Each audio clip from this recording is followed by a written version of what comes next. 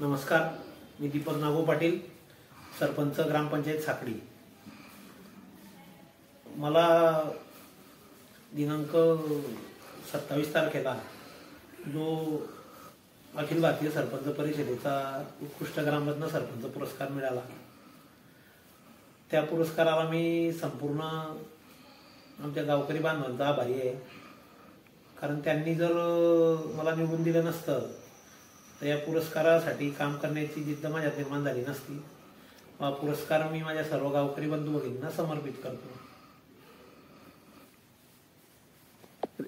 आम्ही या 2 वर्षाच्या कार्यकाळात शिक्षण, आरोग्य, गावातील मूलभूत गरजा, काही नाविन्यपूर्ण उपक्रम या पद्धतीने आम्ही कामकाज करण्याचा प्रयत्न केला आहे। जसं की शिक्षण क्षेत्र आहे तर गावातील जिल्हा परिषदेच्या 3 शाळा आहे, त्या शाळांना ग्रामपंचायतीच्या माध्यमातून कॅम्प्युटर, खुर्च्या, टेबल, कपाट असं विविध साहित्य, प्रोजेक्टर, गावातील लोकसभा भागातून स्मार्ट टीव्ही, 100% शाळा डिजिटल करण्याचा प्रयत्न आम्ही केलेला आहे। व त्यानंतर गावातील जिल्हा परिषद मराठी शाळेत मुलांच्या इमारतीची रंगकाम खराब झालेलं होतं, तर सध्या शासनाचा पायलट प्रोजेक्ट असलेल्या बाला पेंटिंग हे सुद्धा आम्ही ग्रामपंचायतीतून काम त्याचं चालू केलेलं आहे। व यावर्षी आमच्या जिल्हा परिषद शाळा निश्चितच मुख्यमंत्री सुंदर शाळेमध्ये प्रथम क्रमांक मिळवणार आहे याचा आम्हाला विश्वास आहे। व आरोग्याचे जे प्रश्न आहे तर आम्ही कारभार बघितल्यापासून गावात 2 टाईम कचरा उचलणारी घंटागाडी सुरू केलेली आहे। त्या घंटागाडीच्या माध्यमातून दररोज 3 ट्रॅक्टर कचरा हा जमा केला जातो व त्यामुळे गावात आता गटारीमध्ये कचरा जमा होण्याचं प्रमाण सुद्धा अत्यल्प आहे। त्याचबरोबर गावातील सर्व व्यावसायिक दुकानदारांना आम्ही ग्रामपंचायत माध्यमातून मोठे डस्टबिन दिलेले आहेत व सर्व डस्टबिन सर्व दुकानदारांच्या दुकानातील आजूबाजूचा कचरा ग्रामपंचायत ट्रॅक्टरमध्येच टाकतात। त्याद्वारे सुद्धा चौकात वगैरे सर्व सार्वजनिक ठिकाणी साफसफाईचं अत्यंत मोलाचं काम झालेलं आहे। व यापुढील काळात आम्ही जो उघड्यावर कचरा टाकणार आहे त्याला 1500 रुपये दंड ग्रामपंचायत माध्यमातून आकारण्यात येणार आहे 1 तारखेपासून। ही सुद्धा आमची स्वच्छ भारत अभियानाच्या दृष्टीने हे आहे। व महिला शौचालय, महिला मुतारी, पुरुष मुतारी या आम्ही चांगल्या प्रतीच्या बांधकाम करून ते सुद्धा आम्ही हे केलेलं आहे। आरोग्यासाठी आम्ही प्रश्न सोडवले आहे। मूलभूत गरजा तर जिथे काही गटारी नव्हत्या, काही नव्हत्या, त्या एरियामध्ये आम्ही गटारी बांधण्याचा प्रयत्न केलेला आहे। रोजगार हमी योजनेतून बऱ्याच एरियामध्ये प्युअर ब्लॉक बसवलेले आहे, 15 वित्ताच्या माध्यमातून विविध कामं केलेले आहे। त्यानंतर आता या अल्पसंख्याक खात्याच्या माध्यमातून सुद्धा गावात कामं मंजूर करून ते करून घेतलेले आहे। यापुढील काळात सुद्धा कोट्यवधी रुपयाचा निधी ग्रामपंचायतमध्ये येणार आहे।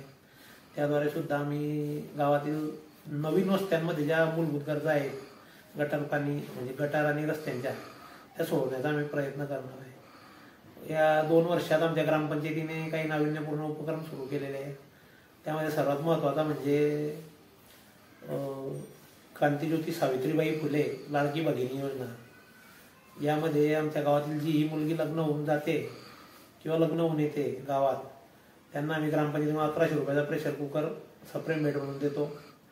या योजनेला आम्ही क्रांतिज्योती सावित्रीबाई फुले यांचं नाव दिलेलं आहे, ज्याद्वारे महिला सक्षमीकरणाचं त्यांनी ज्या प्रकारे महिलांना हे दिलं शिक्षणाचं, तर त्यांचं नाव आम्ही या योजनेला दिलेलं आहे। त्यानंतर आम्ही गावातील 380 महिलांना स्वयंरोजगाराचं प्रशिक्षण दिलेलं आहे, जसं की शिवणकाम, केक बनवणे, ब्युटी पार्लर कोर्स यासारखे आम्ही 15 दिवस ग्रामपंचायतीच्या माध्यमातून त्यांना ट्रेनिंग देऊन प्रमाणपत्र त्या संस्थेकडून त्यांना मिळवून दिलेलं आहे, ज्याद्वारे ते आता स्वतःचा स्वयंरोजगार करत आहेत।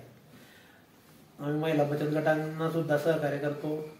महिला बचत गटांसाठी आम्ही ग्रामपंचायतीच्या 2 रूम आता त्यांच्या कार्यालयासाठी त्यांना दिलेले आहे सध्या स्वरूपात। आणि गावातील जे तरुण मुलं स्पर्धा परीक्षा, शासकीय नोकऱ्यांमध्ये भरतीसाठी प्रयत्न करतात, त्यांच्यासाठी ग्रामपंचायतीच्या माध्यमातून क्रीडा साहित्य व जे पुस्तकं त्यांना अभ्यासाला लागतात ते पुस्तकं त्यांना आम्ही ग्रामपंचायतीकडून पुरवलेले आहे।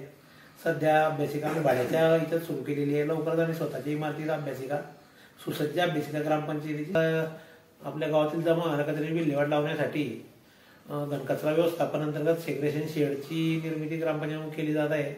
ते काम पूर्ण झाल्यावर गावातील संपूर्ण कचरा त्या शेडमध्ये जमा करण्यात येणार आहे। त्याचं विलगीकरण करून ओला व सुका कचरा वेगळा करून त्यावर प्रक्रिया करून तो हे केला जाणार आहे। तसेच गावातील विविध घडामोडींवर लक्ष ठेवण्यासाठी आम्ही ग्रामपंचायतीच्या माध्यमातून संपूर्ण चौकात मुख्य रस्त्यांवर सीसीटीव्ही कॅमेरे बसवलेले आहेत. त्याद्वारे गावातील काही सामाजिक स्वास्थ्य बिघडणाऱ्या घटकांवर सुद्धा लक्ष ठेवता येते. उघड्यावर कचरा टाकणाऱ्यांवर सुद्धा लक्ष ठेवता येते. आणि सीसीटीव्हीचे बरेच फायदे नागरिकांना सुद्धा होत आहे. ग्रामपंचायतीला सुद्धा कारभार करायला सोपं जात आहे. तर या सीसीटीव्हीचा फायदा चांगल्या प्रकारे नागरिकांना होत आहे.